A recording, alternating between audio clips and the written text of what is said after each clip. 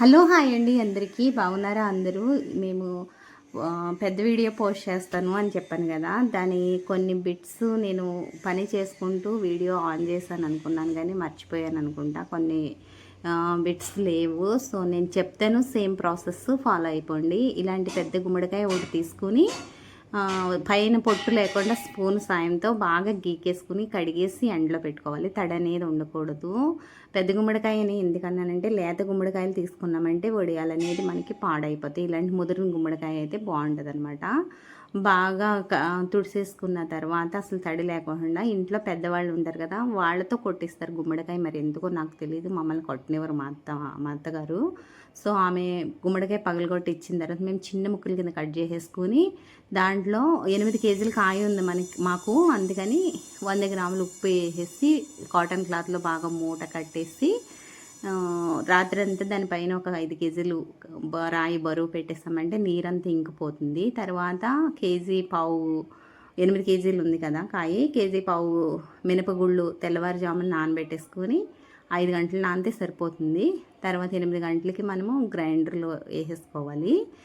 దీంట్లోకి ఒక 100 గ్రాముల పచ్చిమిరపకాయలు, ఒక పావు కేజీ సగ్గుబియ్యం నానబెట్టుకోవాలి ఒక గంట ముందు. వాటిని కూడా వేసేసుకొని జీలకర్ర, తర్వాత ఉప్పు, అల్లం ముక్కలు కూడా ఒక 100 గ్రాముల అల్లం ముక్కలు కూడా వేసేసి బాగా మెత్తగా రుబ్బేసుకున్న తర్వాత అన్నీ బాగా కలిపేసి ఎండలో పెట్టేసుకోవాలి. వడియాలు 2 రోజులకి ఆరిపోతాయి అన్నమాట. 3వ రోజుని బట్ట నుంచి సపరేట్ చేసేసి మళ్ళీ ఒకరోజు ఎండలో వేసి మనము వడియాలు స్టాక్ పెట్టేసుకోవడమే.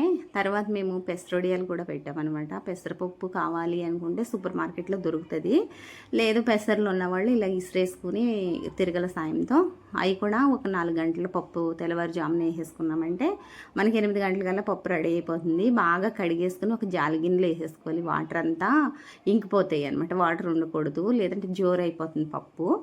తర్వాత ఇందులో కూడా పావు కేజీ పచ్చిమిరపకాయలు, మీ కారానికి తగ్గట్టు, రుచికి సరిపడా ఉప్పు, జీలకర్ర, కొంచెం అల్లం ముక్కలు, కొన్ని ఉల్లిపాయ ముక్కలు వేసుకున్నాము. ఆప్షనల్ ఉల్లిపాయ ముక్కలు అనేది మీకు ఇష్టమైతే వేసుకోండి, లేకపోతే లేదు.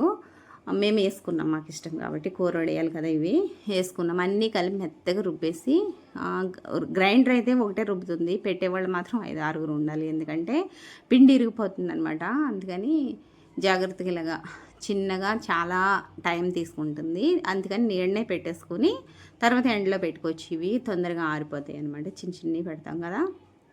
తర్వాత మధ్యాహ్నం నుంచి వడియాలు కూడా సపరేట్ తీసేసి వాటిని కూడా నెక్స్ట్ డే అంతా ఎండలో పెట్టేసుకొని స్టాక్ పెట్టుకున్నామంటే, మనకి ఫ్రిడ్జ్లో పెట్టుకున్నామంటే ఇంకా కొత్త వడియాల్లాగానే ఉంటాయి ఎప్పటికీ కూడా, సంవత్సరం అంతా కూడా.